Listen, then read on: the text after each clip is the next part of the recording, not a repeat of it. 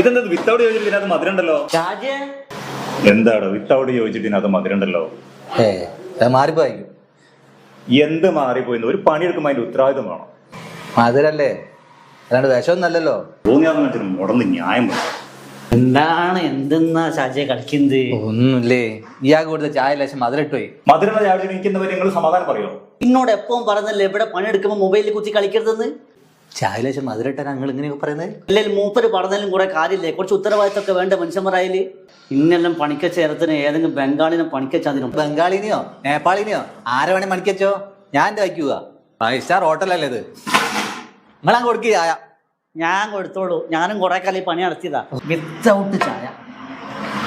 പിന്നെ സാറിന് എന്തെന്നാ കഴിക്കാൻ വേണ്ടത്? എനിക്കൊരു ലഡു വന്നു.